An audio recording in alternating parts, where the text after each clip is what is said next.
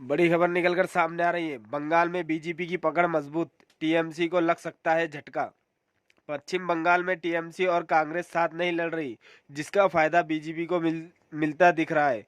ममता सरकार के 13 साल के शासन के खिलाफ सत्ता विरोधी लहर एक बड़ा फैक्टर है। राज्य की जनता के पास विकल्पों की कमी दिख रही है, और जब विकल्प कम होते हैं तो जो एकमात्र विकल्प बचता है उसके लिए रास्ता आसान हो जाता है। देश में लोकसभा चुनाव के लिए तारीखों का ऐलान हो गया है। इस बार कुल 7 चरणों में वोट डाले जाएंगे। पहले चरण के लिए 19 अप्रैल को मतदान होंगे, जबकि 1 जून को आखिरी चरण के लिए वोट डाले जाएंगे। वही नतीजे 4 जून को सामने आएंगे।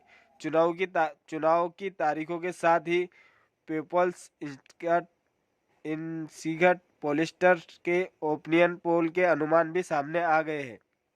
सर्वे में कई राज्यों में बीजेपी को फायदा नजर आ रहा है, तो कुछ जगहों पर इंडिया गठबंधन मजबूती से चुनाव लड़ता हुआ नजर आ रहा है।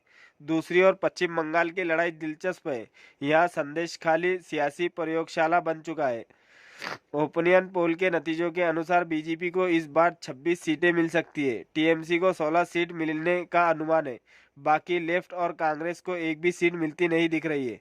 वोट प्रतिशत की बात करें तो बीजेपी को बंगाल में करीब 39% वोट मिल सकते हैं। वहीं टीएमसी को करीब 36% वोट मिल सकते हैं।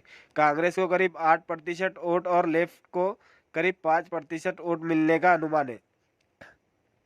अब 2019 के नतीजों से 2024 के ओपिनियन पोल के नतीजों की तुलना करते हैं। 2019 के लोकसभा चुनाव में बीजेपी को 18 सीटें मिली थी। ओपिनियन पोल के मुताबिक इस बार 8 सीट का फायदा हो सकता है। वहीं टीएमसी को 2019 में 22 सीट मिली थी, लेकिन ओपिनियन पोल के नतीजों के हिसाब से ममता बनर्जी की पार्टी को 6 सीट का नुकसान हो सकता है। वहीं कांग्रेस को 2019 में 2 सीटें मिली थी, लेकिन इस बार वो यहाँ मायूस हो सकती है। बंगाल में टीएमसी और कांग्रेस के बीच नहीं बन पाई बात। दरअसल शुरू में ममता बनर्जी और कांग्रेस के बीच में बंगाल में सीट शेयरिंग को लेकर बातचीत आगे बढ़ने की उम्मीद थी, लेकिन समय नजदीक आते आते ममता बनर्जी ने झटका दे दिया। ममता बनर्जी ने राज्य की सभी 42 सीटों पर अपने उम्मीदवार घोषित कर चुकी है। ऐसे में अब वो कांग्रेस और सीपीआईएम के बीच ही गठबंधन नजर आ रहा है।